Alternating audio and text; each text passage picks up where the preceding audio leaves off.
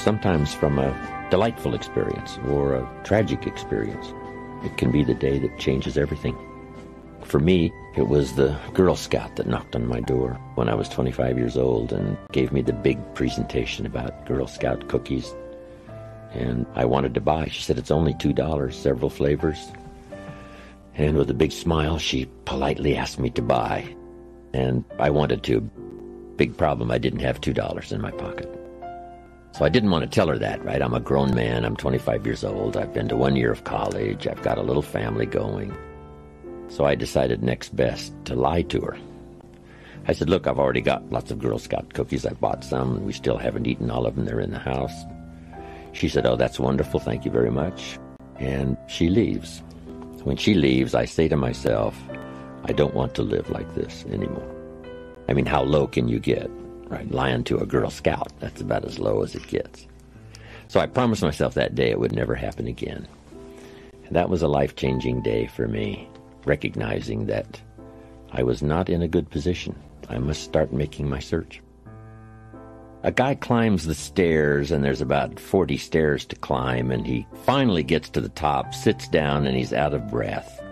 And he says, wow, this is not good.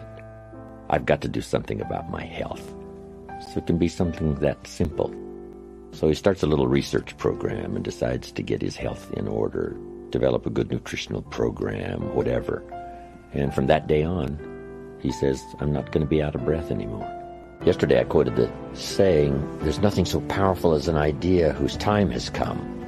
Then I quoted it another way, there's nothing so powerful as an idea that comes at the right time. So I said a little prayer before I left my hotel room today, and my prayer was, I hope today is one of those right times for many in my audience.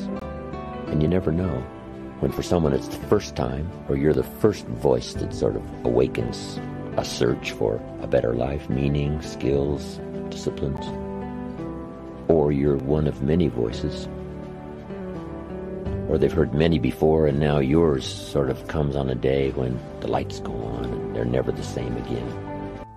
One of my friends woke up one day, David, and he said, sitting at the yacht club, having a drink, sitting sort of in a fog, something spoke to him and said, what could you really have done if you hadn't have been in this condition the last 15, 20 years of your life? You know, he wasn't like an out-and-out alcoholic, but he just, he drank too much. And he started thinking about that. What could I have really accomplished? We live in a world where opposites are in conflict and we're in the middle. There's the pull to do good and the pull to do evil, to do what's right, and the pull to cross the line. That bit of warfare goes on even in our own head, our own consciousness. When I was a little kid growing up, I remember this cartoon of a little boy, and it showed this little boy with a little devil on one shoulder and a little angel on the other shoulder. The little devil said to the little boy, go ahead and do it, it'll be okay. It'll be fine, go ahead, go ahead. The little angel saying, no, no, no, don't do it, don't do it. The little devil said, yes, go ahead. Little angel voice, no, no. And I guess that's part of our life experience. It's part of the adventure. The old prophet said, love good and hate evil.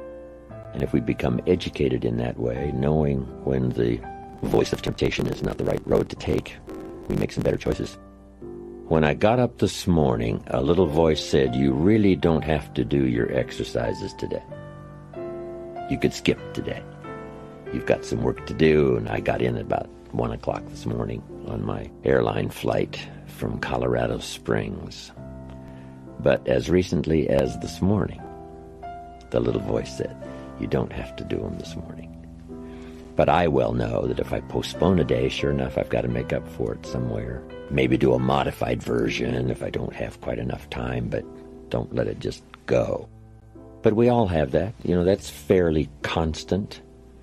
What voice to listen to? I guess part of the answer here is not to become a victim of yourself. Beware of the thief on the street that's after your purse, but also beware of the thief in your mind that's after your promise.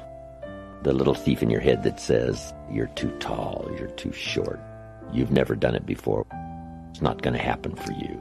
Others can find this book, you can't find it. If you found it, you probably wouldn't read it. If you read it, you probably wouldn't understand it. This is a constant bit of warfare going on inside of our head. So we all have to deal with that. But what I call that in these experiences is the great adventure. A lady said to me that I met once in New York. She was vice president of this company. She made big money. I don't think she finished her high school education. She was still young, with a young family. And I said to her, "How did you get here? This is a tough business. You make big money. You didn't graduate from high school. What happened?" And she said, "Well, let me tell you part of the story." She said, "Years ago, one day I asked my husband for $10. And he said, 'What for?' She said, by the end of that day, I had promised myself that I would never, ever ask for money again." And she said, "Yes, I am vice president. Yes, I do make big money. Yes, I am young. Yes, I did not graduate from high school." But she said, "I promise you, Mr. Rohn, from that day until this, I have never asked for money again." She said, "I started searching for opportunity, found it, started taking some classes, learned the skills, totally changed my life." I'm sure she would say that was one of the days that turned her life around. Thank you for watching. Please like, subscribe to our channel,